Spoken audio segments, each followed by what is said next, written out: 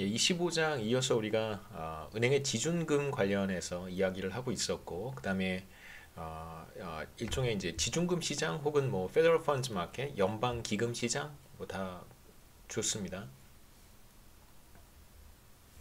예, 연방 기금 시장 뭐 우리로 하면 사실 정확히 콜 시장이라고 부르기는 어렵겠습니다만 한국 상황에 뭐 맞춰 본다면 이제 콜 시장이라고 생각하셔도 괜찮고요. 그래서 연방 기금 시장 한국으로 하면 이제 콜 시장이라고 볼 수 있습니다.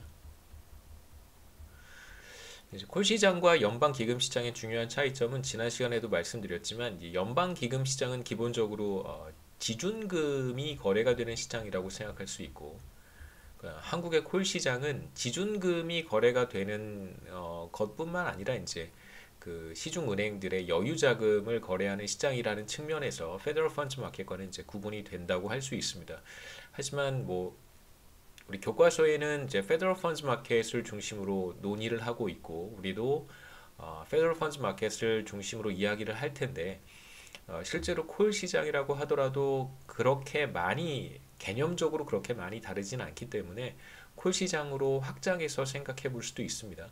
그래서 우선 페더럴 펀드 마켓 연방 기금 시장에서 수요 측면을 먼저 살펴보고 이어서 공급 측면을 살펴본 다음에 시장에서의 균형이 어떻게 형성되고 균형은 어떤 의미가 있는지 그 다음에 중앙은행의 정책은 균형과 어떤 관련이 있는지 이런 이야기들을 25장 마지막 부분에 하도록 하겠습니다. 우선 페더럴 펀드 마켓에서 혹은 콜 시장에서 우리가 수요 곡선을 이야기할 수 있을 텐데요. 그러니까 수요를 결정하는 것, 그러니까 수요 측면을 우리가 어떻게 해석할 것인가 직관적으로 설명하면 연방 기금 금리가 그러니까 Federal Fund Rate라고 하는 것은 어떤 은행이 다른 은행으로부터 차입을 할 때 그러니까 지준금을 빌려오는 것이고요. 지준금을 빌릴 때에 지급하는 이자라고 할 수 있습니다.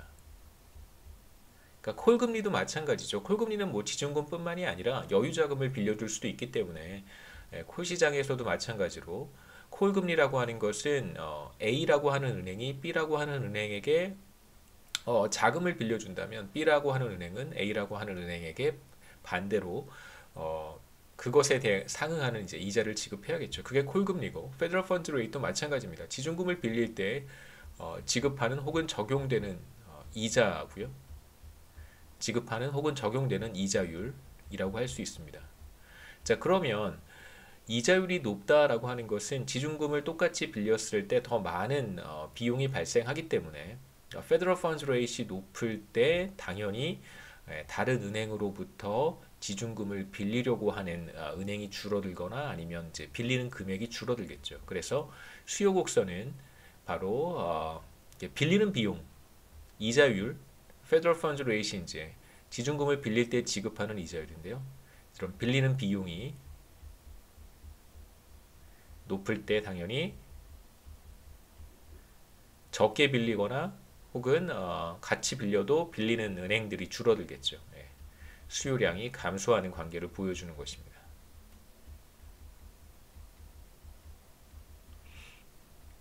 그래서 간단하게 뭐 정리를 했는데요. 제가 보시면 디맨드 커브라고 하는 것은 기본적으로 우하향하게 되어 있고요.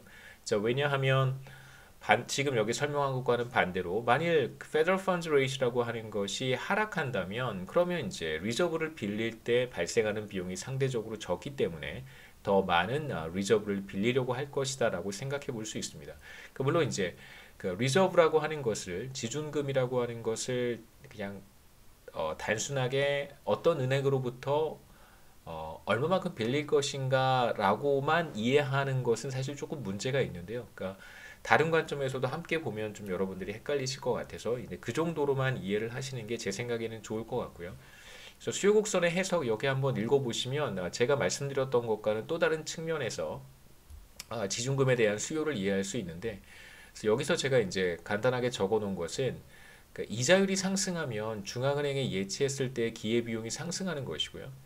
그렇기 때문에 중앙은행에 예치하지 않고 페더럴 펀드 마켓에서 다른 은행에 빌려준다면 높은 이자를 받을 수 있기 때문입니다. 이제 기회비용이 상승한다는 것이고요. 그래서 이자율이 상승할 때 지준금에 대한 수요량이 감소한다. 이렇게도 이해할 수 있는데 이 두 가지 다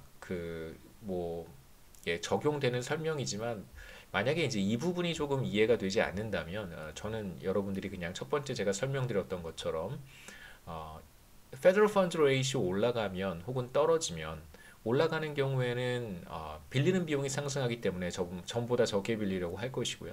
그 다음에 이제 Federal Funds Rate 떨어진다면 이자율이 하락했으니까 전보다 더 많이 빌리거나 빌리려고 하는 금융기관들이 늘어나겠죠. 이제 그렇게 이해하시면 좋겠습니다. 콜 시장 같은 의미로 생각해 보시면 되고요. 그렇게 해서 우리가 Federal Funds 마켓에서 디맨드 사이드를 이해해 볼 수 있습니다. 그래서 다시 한번 그림으로 돌아가 보겠습니다. 여기에서 보시면 이제 우하향하도록 지준 수요라고 한번 해보죠. 지준금에 대한 수요 혹은 지준 수요라고 지준 수요 곡선이라고 불러도 괜찮습니다. 지준금에 대한 수요 곡선을 보면 Federal Fund 지금 요 하나의 곡선만 한번 생각해 보죠. 요 하나의 수요 곡선만 생각해 보면 Federal Funds Rate이 상승하면 리저브에 대한 수요량은 줄어들고요. 그렇죠.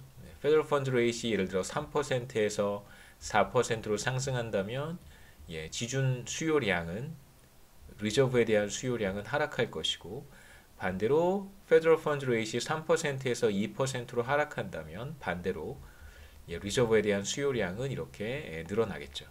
그래서 Federal Funds Rate이 달라진다면 지준금에 대한 수요량이 변하는 것은 사실 수요 곡선상의 이동이라고 이야기할 수 있습니다. 그래서 수요 곡선상에서의 이동은 이제 Federal Funds Rate이 연방 기금 금리 혹은 우리 콜 시장에서는 콜 금리가 상승하거나 하락할 때 자금 수요량이 늘어날 수도 있고 줄어들 수도 있는데 이러한 현상은 이제 곡선상의 이동을 의미하는 것이고 수요 곡선상의 이동이고요. 수요 곡선 자체가 이동하는 경우도 있습니다. 우리가 여기서 5가지를 볼 텐데 첫 번째는 economic expansion 혹은 contraction이고 경제 상황이 좋아지거나 경기가 과열되거나 혹은 확장 국면에 있거나 또는 정반대로 경기가 수축되거나 혹은 경제 상황이 좋지 않을 때 침체기에 당연히 이제 자금에 대한 수요, Federal Reserve에 대한 수요가 늘어나거나 줄어들 수 있습니다. 두 번째는 이제 유동성에 대한 요구, 유동성에 대한 수요라고 할 수 있겠죠. 유동성에 대한 선호. 그 다음에 세 번째는 예금. 그 다음에 네 번째는 정부가 설정하는 중앙은행이 설정하는 Reserve Requirement라고 하는 건데요. 법정 지준율이라고 한번 해보죠. 그 다음에 다섯 번째는 중앙은행이 지준금에 대해서 이자를 지급할 수도 있습니다. 5가지 경우인데 첫 번째부터 한번 보시죠. 경제 상황에 따라서 당연히 리저브에 대한 수요량이 늘어날 수도 있고 줄어들 수도 있습니다. 하나만 생각해 보신다면 만일 이제 경제가 과열 국면, 그러니까 경제가 확장 국면 혹은 과열 국면 혹은 이제 붐 상황에서는 기업들이 더 많은 대출을 받으려고 할 것이고요. 그다음에 가게도 소비자들도 금융기관으로부터 더 많은 대출을 이제 받으려고 할 것입니다. 그렇다면 은행들은 더 많은 여유 자금을 확보하고 있어야 되고요.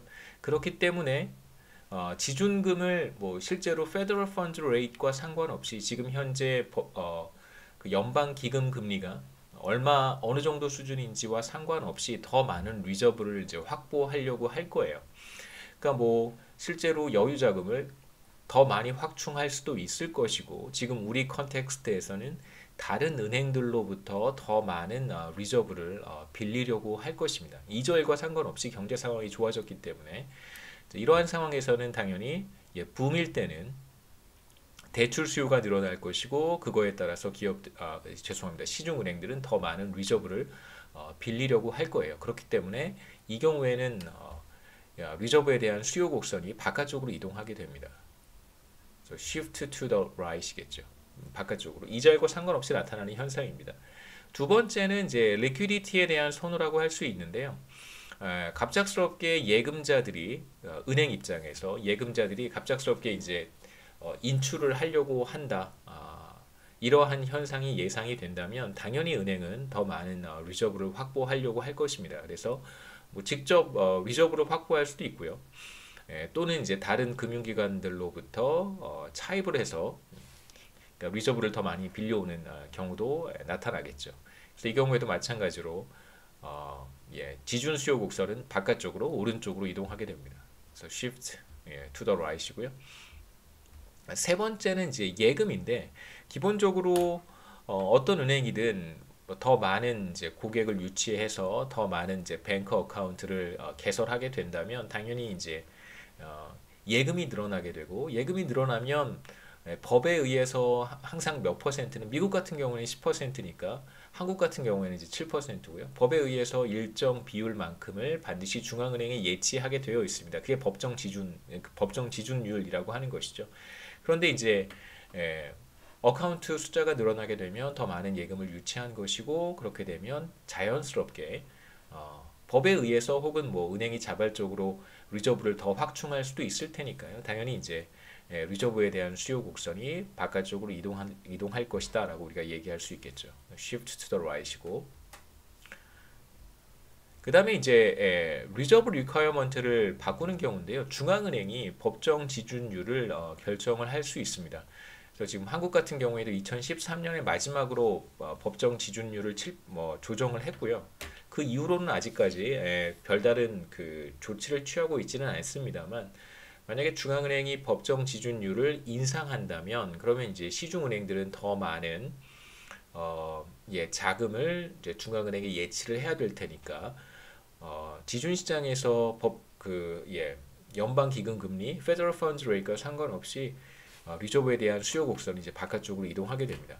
그래서 세 번째나 네 번째 같은 경우 이제 다섯 번째도 제가 설명드리겠지만 이런 경우에는 사실 그 다른 은행으로부터 얼마만큼 빌리는가라고 이제만 이해를 하게 되면 그러니까 리저브에 대한 수요를 단순히 그렇게만 이제 우리가 이해하게 되면 사실 세 번째, 네 번째, 다섯 번째와 같이 리저브에 대한 수요 곡선이 바깥쪽으로 이동하는 것을 적절하게 설명하지 못하는 이제 문제가 있어서 제가 아까 말씀드렸듯이 이제 수요 곡선을 해석할 때 얼마나 많은 그 여유 자금을 시중은행이 지준금의 형태로 보유하는가도 이제 수요량을 구성하는 하나의 이제 컴포넌트라고 말씀을 드렸던 것입니다.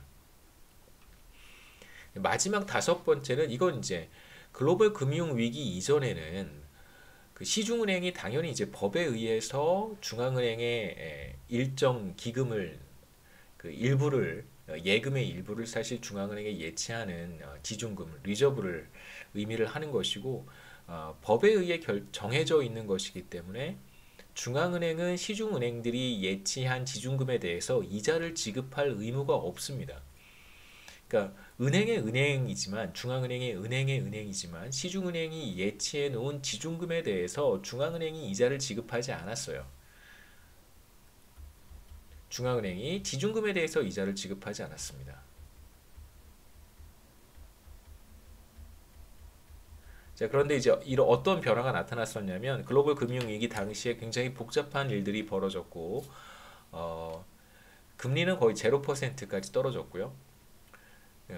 지속적으로 이제 시장에 유동성을 공급했음에도 불구하고 이 유동성이 금융기관까지 이렇게 흘러 들어가는 그런 이제 모습이 나타나지 않았었습니다. 이제 굉장히 복잡한 스토리들이 많은데 여기에서 제가 다 설명드릴 수는 없고 그때 이제 그 중앙은행 총재라고 하죠. 의장이 연방준비은행 의장이 이제 국회에 가서 국회의원들을 설득을 했습니다. 다양한 설명들을 하고 뭐 여러분 뭐 납득하기 좀 어려운 상황일 수도 있는데 그때 이제 어떤 그 연설을 했냐면 그러니까 국회가 결정을 해야 될 사안이지 사실 그 문제는 연방 기금 그러니까 그러니까 리저브에 대해서 이자를 지급하는 것은 결과적으로는 그건 이제 국민의 조세 부담으로 돌아가기 때문에 중앙은행이 결정할 수 있는 사안은 아니고 반드시 이제 국회가 의결해야 될 부분이기 때문에 국회에 가서 연설을 했던 것이고요. 당시 이제 어떤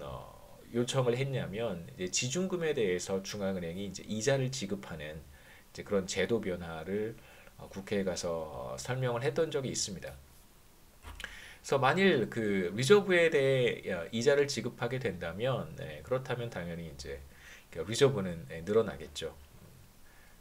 그런 어떤 그 하나의 장치로 다섯 번째 우리 이야기해 볼 수 있습니다. 이어서 우리가 서플라이 사이드를 한번 보려고 하는데요. 그 페더럴 펀즈 마켓에서 서플라이 사이드에는 무엇이 있는가, 누가 있는가라고 한다면 그 뭐 간단합니다. 중앙은행, 그 센트럴 뱅크, 미국으로 하면 이제 페드가 페더럴 리저브 뱅크라고 하죠. FRB 혹은 뭐 페드가 공급 측면에 있고요.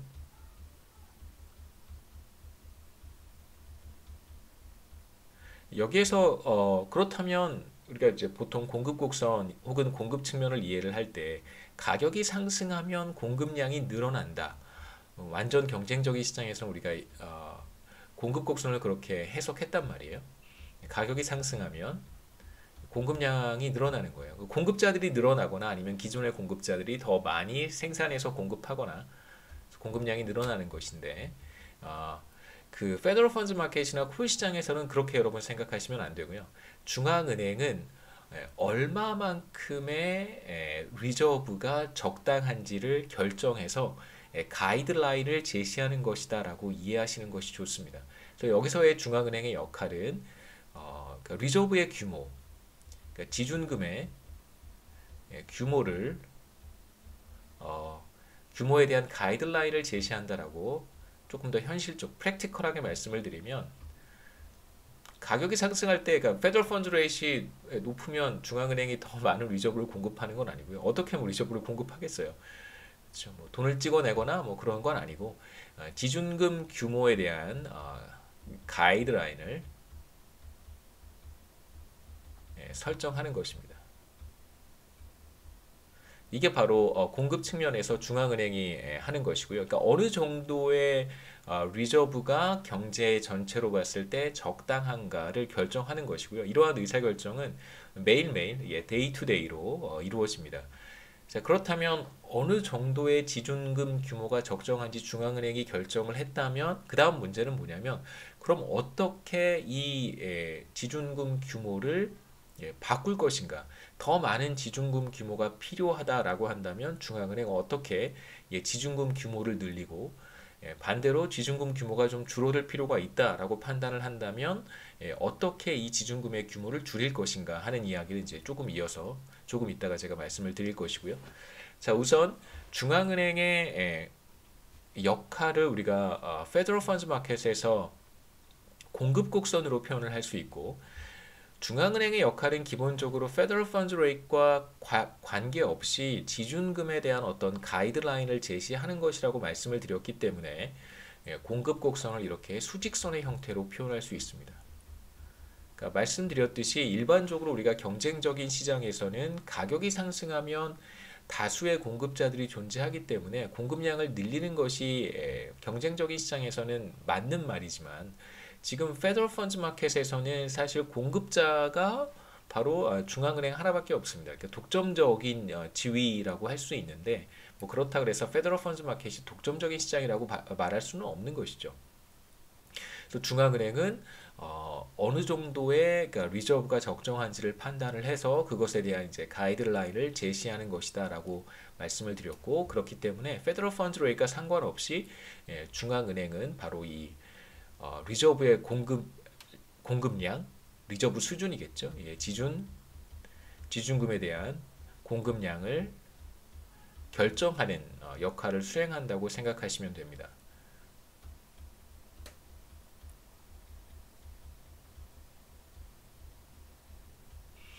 그 시중은행들은 연방 기금 금리가 높을 때 리저브에 대한 수요량을 줄이고 연방 기금 금리가 낮을 때 리저브에 대한 수요량을 늘린다고 했었어요. 그렇다면 중앙은행이 어떤 적당한 가이드라인을 제시를 한다면 지준금에 대한 어떤 적당한 가이드라인을 제시한다면 그렇다면 연방 기금 시장이 어떤 균형을 찾아갈 수 있겠죠.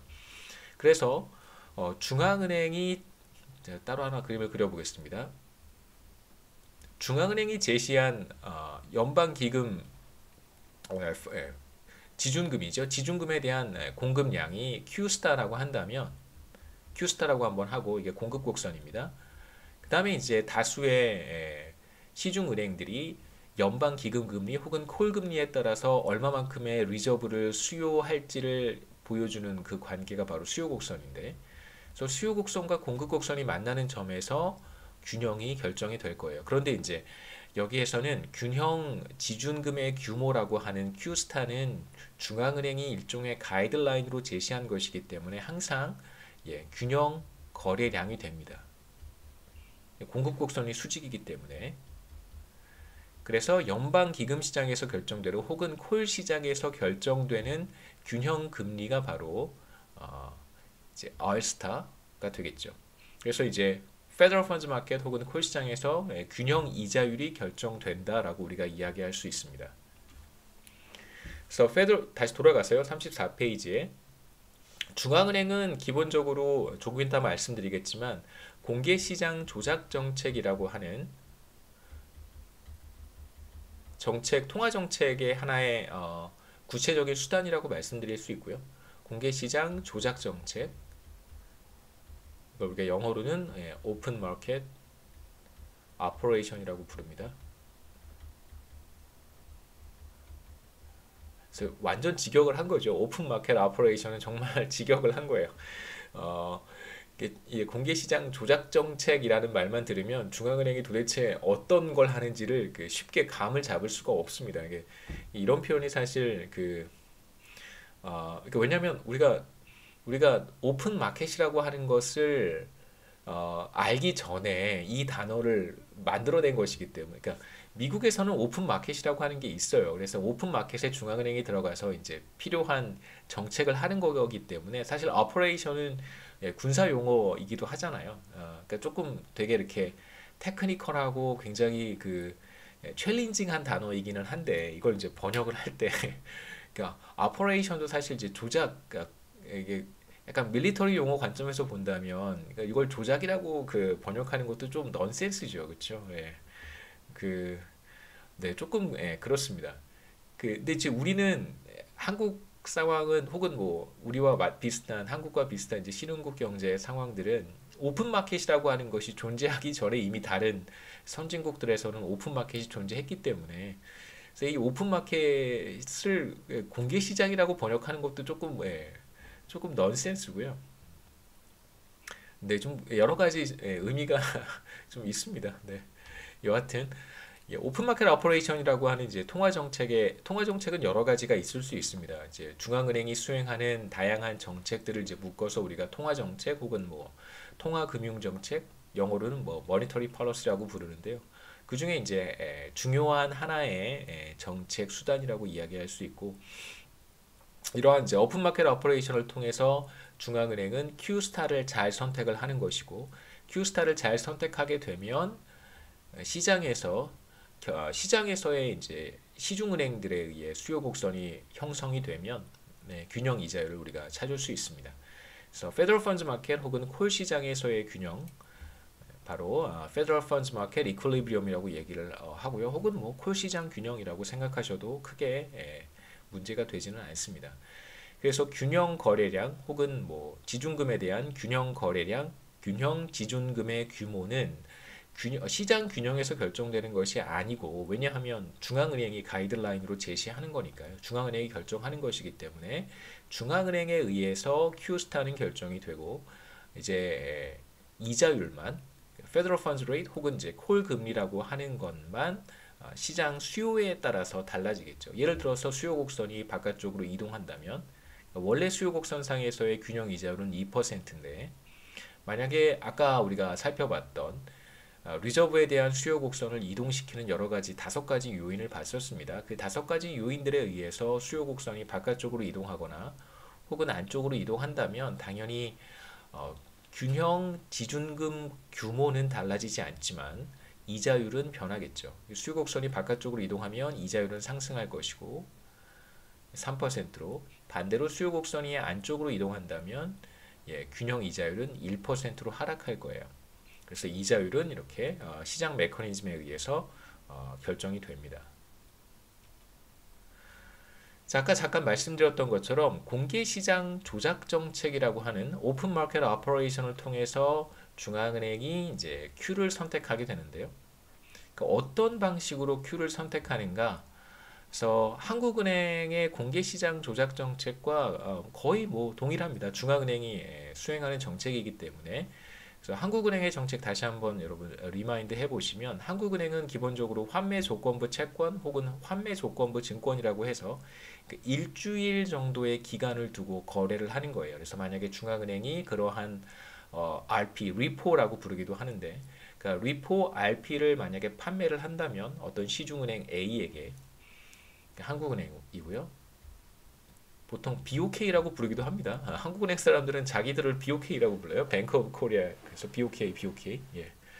저는 별로 좀 부담스럽더라고요. 왜냐하면 그 일본 중앙은행은 BOJ라고 하거든요. 그래서 별로 부담스러워서 BOK라는 표현을 잘 안 쓰는데 센트럴 뱅크 CB라고 쓰는 게 사실 전도 개인적으로 좋고요. 그 다음에 이제 시중은행 A. 그래서 만약에 BOK, 뱅크 오브 코리아가 중앙은행이 시중은행에게 리포를 판다면 판매하는 거예요. 여기 이제 리포 RP가 가겠죠. 판매 조건부 채권을 판매한다면 당연히 중앙은행으로 들어와야 되는 것은 이제 유동성이 머니가 들어와야 되겠죠. 근데 이렇게 실제로 이렇게 막 뭐 우리도 자금 이체, 계좌 이체 이런 거 해보지만 사실 돈이 왔다 갔다 하는 게 아니라 그 이쪽 어카운트에 있는 돈이 사라지고 저쪽 어카운트에 돈이 이렇게 뿅 나타나는 거잖아요. 일종의 그렇게 생각하시면 굉장히 편합니다.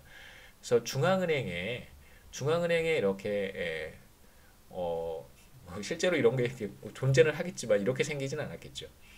그러니까 A 은행과의 이제 거래 내역이 있을 거예요. 이건 중앙은행의 일종의 계좌라고 중앙은행의 뭐라고 할까요? 뭐 밸런스 시트인데 중앙은행이 이제 보고 있는 거래 내역이라고 한번 트랜잭션이라고 해볼 수 있겠죠. 그래서 그 중에 A가 맡겨둔 지준금 이런 것들이 다 있을 거예요. 이제 A와의 거래 내역들이 쭉 나올 텐데 이제 만약에 A한테 RP를 줬으니까 여기다가 RP가 A한테 갔고요. 그럼 이제 A로부터 돈을 받아야 되잖아요. 그럼 이제 A의 지준금이 늘어나는 거죠. 네. A의 지준금이 돈을 받았으니까 죄송합니다. 줄어드는 것입니다. RP를 판매했으니까 그렇죠. 예, 머니가 들어오고 당연히 A의 지준금이 줄어들어야 됩니다. 여기 이렇게 써볼까요? 이게 A의 지준금인데 이 전체가 RP를 판매했으니까 A의 지준금이 이렇게 줄어드는 거예요. 그러니까 A의 지준금을 일부 이렇게 가지고 와서 한국은행의 계정에 집어넣는 것이죠. 네, 그런 방식으로 이제 오픈마켓 오퍼레이션을 수행을 합니다. 그래서 미국 같은 경우에도 마찬가지고요. 주로 국채, 정부가 발행한 국채 혹은 이제 그것들을 살짝 변형시킨 형태의 금융 상품들을 거래를 하는데 리포가 바로 이제 그러한 형태의 금융 상품이죠. 그러니까 그냥 채권 어떤 물량을 사고 파는 거래하는 그런 형태가 사실 아니고요. 그 리포라고 하는 것은 이 특수한 금융 상품인데 그걸 백업하고 있는 자산이 바로 국채라고 하는 것입니다. 그래서 일주일 가량 판매를 하면 반드시 일주일 뒤에는 이제 돌려줘야 되는 그런 형태의 금융 상품이라고 할 수 있겠죠. 일종의 이제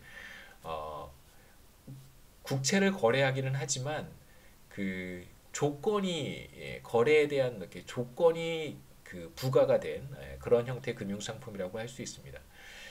그래서 만일 중앙은행이 가이드라인을 조정하고 싶어요. 그러니까 적정한 지준금의 규모가 그러니까 Q스타겠죠. 경제 전체로 봤을 때 적정한 지준금의 규모 Q스타를 만약에 늘리고 싶다면 Q스타를 늘리고 싶다면 어떻게 할까? 간단합니다. Q스타를 늘리고 싶다면 반대로 RP라고 하는 것을 국채를 매입하면 돼요. 사들이면 됩니다. 그래서 아까 그림에서처럼 생각해보면 반대로 생각하면 되겠죠. 지금 Q스타를 늘리고 싶어요. 지준금의 규모를 공급량을 늘리고 싶다면 어떻게 하면 되냐면 반대로 RP를 판매하는 것이 아니라 이제 RP를 이렇게 가지고 오는 것이죠. 그러니까 시중은행으로부터 RP를 매입하는 거예요. 국채를 매입하는 형태로 국채 매입이라고 말을 해도 괜찮습니다. 그러니까 실제로 국채가 왔다 갔다 하는 것은 아니기 때문에 뭐다 맞는 말이에요. 국채를 매입합니다. 그러면 이제 그 반대되는 그 반대급부로 예, 돈을 지급해야 되는데 실제로 한국은행 금고에서 시중은행 A 금고로 돈이 이렇게 호송 차량 뭐죠? 그 돈 이렇게 실어다 나르는 그런 트럭에다가 이렇게 호송하는 것은 아니고요. 말씀드렸듯이 한국은행 계정에서 이렇게 은행 A의 리저브가 이렇게 있을 거 아니겠어요, 그렇죠? 자, 그런데 이 경우에는 반대로 아까 말씀드렸던 것과는 반대로 시중은행으로부터 RP를 매입했기 때문에 이제는 중앙은행에 있는 머니가 시중은행 A의 머니로 가야 돼요. 리저브로 가야 됩니다. 그러면 그 반대급부로 이렇게 RP를 매입했으니까 국채를 매입했으니까 그 반대급부로 돈을 줘야 될 것이고 중앙은행 계정에 시중은행 A의 리저브는 이만큼 늘어나겠죠. 이만큼을 매입을 했으니까. 그러면 이제 Q스타가 늘어나는 것입니다. 리저브가 늘어난 것이죠. 전체로 봤을 때. 그래서 만일 시중은행 A하고만 이러한 거래를 하는 것이 아니라 다수의 시중은행들과 이런 비슷한 거래, 국채를 매입하거나 혹은 RP를 매입하는 형태, 한국에서는 이제 통화안정증권이라는 것도 발행을 해서 이제 매매를 합니다. 매입하거나 매각하거나 하는데 이러한 이제 국채를 사들이는 매입하는 액션을 취한다면 다수의 시중은행들과 금융기관들과 그렇게 되면 리저브가 늘어나는 것이고요.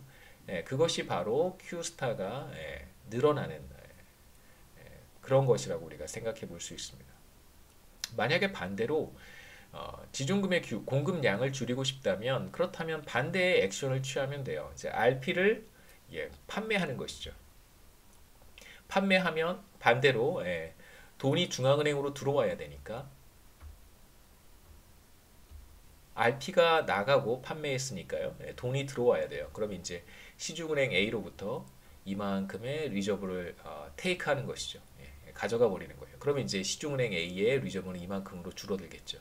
이러한 형태의 그 통화 정책을 바로 오픈 마켓 오퍼레이션이라고 합니다. 그래서 국채, 중앙 정부가 발행한 채권을 매입하거나 이제 매각하는 형태의 이제 정책을 오픈 마켓 오퍼레이션이라고 하고요.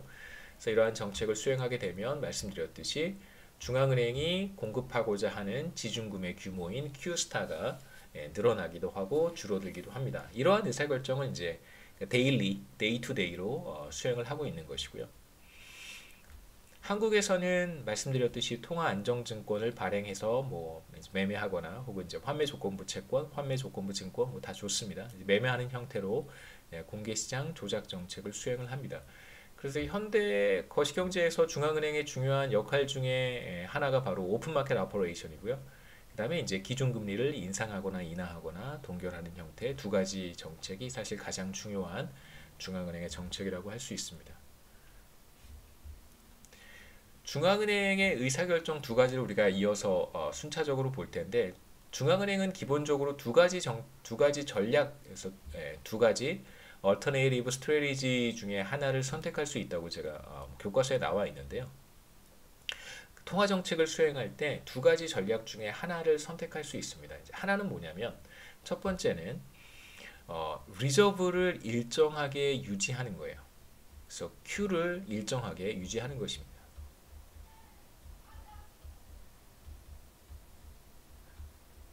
그러니까 중앙은행이 지준금의 공급량을 일정하게 유지하는 거예요. 그럼 공급 곡선은 변하지 않겠죠.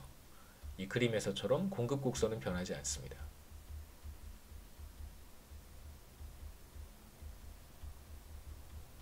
그러면 어떤 상황이 벌어질까요?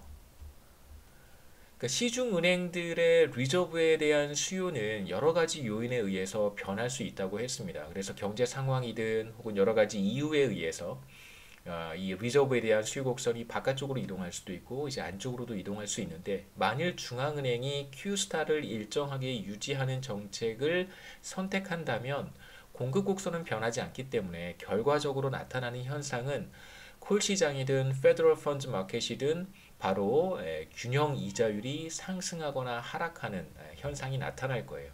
그래서 이러한 정책을 채택한다면 결과적으로 나타나는 현상은 Q 스타는 변하지 않지만 공급 곡선, 그러니까 Q 스타를 일정하게 유지하는 것이 중앙은행의 정책이기 때문에 당연히 Q 스타는 변하지 않습니다. 바로 이자율이 변하겠죠.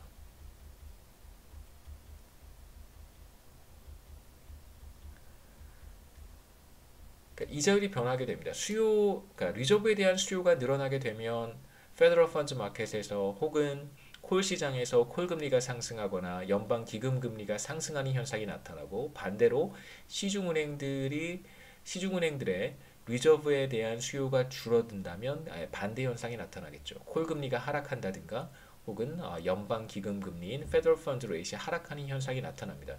그래서 중앙은행이 Q를 일정하게 유지하겠다라고 한다면 반드시 무엇을 허용해야 되냐면 시장에서 이자율이 상승하거나 하락하는 것을 이제 허용한다는 뜻입니다. 시장 상황에 따라서. 두 번째 스트래티지는 반대로 우리가 첫 번째는 Q를 일정하게 유지하면서 이자율이 변화하도록 허용한다고 말을 했었고요. 이번엔 정반대예요. 이자율을 일정하게 유지한 상태에서 Q가 변하도록 하는 것입니다. 여기에서는 Q가 변하도록 하는 것도 사실은 중앙은행의 몫인 거예요. 두 번째는 바로 기준금리 혹은 여기선 사실 콜금리랑 기준금리가 다른 금리이기 때문에 여러분들이 좀 헷갈리실 것 같긴 하지만 기본적으로 콜금리는 기준금리와 매우 밀접하게 움직인다는 사실을 염두에 둔다면 우리가 앞서 확인했습니다. 다시 한번 보여드릴까요? 바로 이 붉은색이 콜금리고 파란색이 기준금리인데 기준금리에 따라서 콜금리가 기준금리를 거의 클로스하게 따라간다는 걸 우리가 알 수 있어요. 자, 이 경우에는 콜금리 혹은 기준금리 혹은 연방기금금리는 미국의 중앙은행이 결정하는 금리입니다. 정책금리입니다. 그래서 금리를 일정하게 유지를 하고요. 여기 두 번째 전략은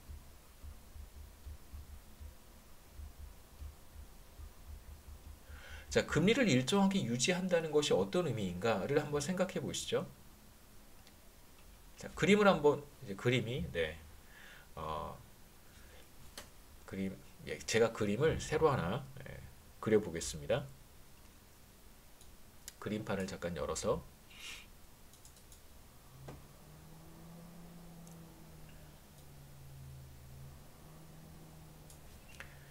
자, 금리를 그러니까 픽스한다는 것이 어떤 의미가 있는지를 좀 볼 필요가 있는데요. 자, 우선 수요 곡선과 공급 곡선을 한번 그려놓고요. 그러니까 리저브에 대한 수요 곡선이고 가로축이 바로 리저브겠죠. 세로축은 이자율입니다. 여기서 이제 Federal Funds Rate라고 한번 해보죠. Federal Funds Rate. 그 다음에 공급 곡선은 이제 수직선의 형태를 갖고요. 여기에서 이제 균형 이자율이 결정이 되는데 중앙은행이 Federal Funds Rate를 일정하게 유지한다라고 하는 것은 어떤 의미가 있냐면 사실 공급 곡선을 여러분들이 지워버리셔도 괜찮아요. 공급 곡선을 크게 신경 쓰지 않아도 괜찮습니다. 지우고 생각해보다 점선으로 남겨놓겠습니다. 이렇게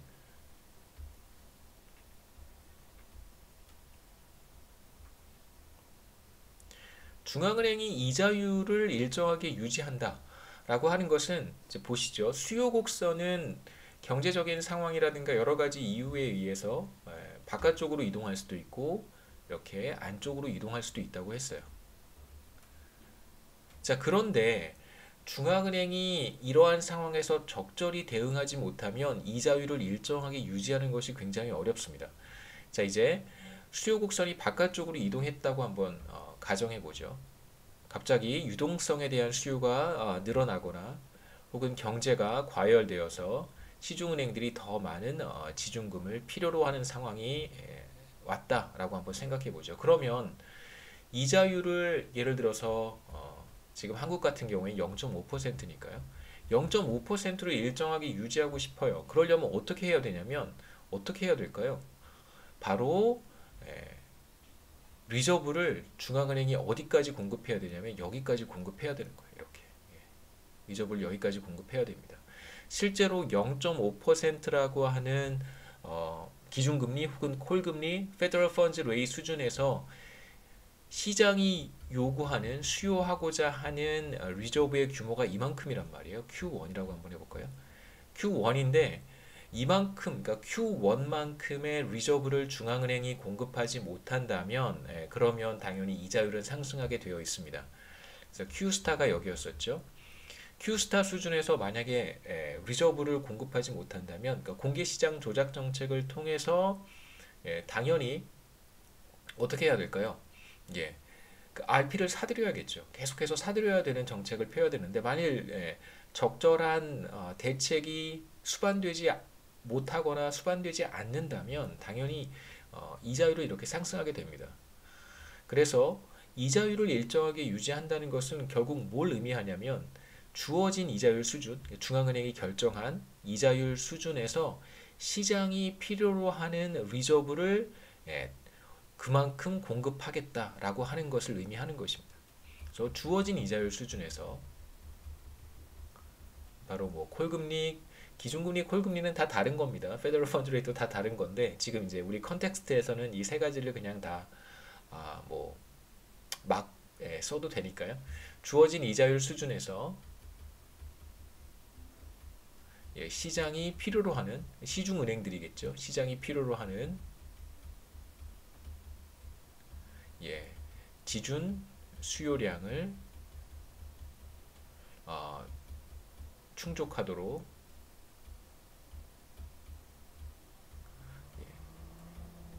지준 공급량을 결정해야 된다는 뜻입니다. 그래서 지준 수요량이 늘어나면 그거에 맞춰서 지준 공급량을 맞춰주고요. 그 다음에 반대로 수요 곡선이 이렇게 안쪽으로 이동할 수도 있겠죠. 안쪽으로 이동한다면 뭐 경제가 위축되거나 여러 가지 요인으로 인해서 리저브에 대한 수요가 크게 줄어들었어요. 그러면 이자율을 맞추려면 0.5%이 가이드라인을 맞추려면 어떻게 해야 되냐면 당연히 지준 공급량을 줄여줘야겠죠. 여기서는 이제 RP를 계속해서 이제 판매하는 것입니다. 공개시장 조장 정책에서 RP를 여기서는 셀링하는 거고요. 그래서 유동성을 흡수하는 형태로, 그러니까 시중은행의 리저브를 빨아들이는 형태의 공개시장 조작 정책을 펴야 되고 이쪽에서는 당연히 이쪽에서는 바잉을 해야 되는 것이죠. 그래서 Q를 즉각적으로 계속해서 조절해 가면서 중앙은행이 제시한 이자율 0.5%를 이제 유지해 가는 방식을 우리가 두 번째 스트레티지라고 얘기할 수 있습니다. 그래서 두 번째 스트레티지에서는 수요 곡선이 이렇게 오른쪽으로 이동했을 때 DR이겠죠. DR로 이동했을 때 중앙은행은 기준 공급량을 늘려야 돼요. 공급 곡선이 바깥쪽으로 이동해야지만 바로 2%의 이자율을 계속해서 지속적으로 유지할 수 있을 것이고, 반대로 지준 수요가 감소하는 경우 DL로 왼쪽으로 이동하는 경우겠죠. 이렇게 왼쪽으로 이동하는 경우에도 마찬가지로 지준 공급량을 대응해서 줄여줘야지만 이자율을 2%로 유지할 수 있겠죠. 그래서 중앙은행이 기준금리를 0.5%로 유지하도록 공표를 한다면, 의사결정을 해서 시장에 공표를 한다면 이건 어떤 의미가 있냐면 지준 수요가 어떻든 상관없이 혹은 은행 간 거래에서 우리가 콜 시장을 한번 생각해 보시죠. 한국 상황에서 콜 시장에서 자금 수요가 어떻든 상관없이 시장에서 원하는 자금 수요가 시장 이자율 콜 금리가 0.5%가 되도록 필요한 만큼의 자금을 다 공급하겠다는 뜻입니다.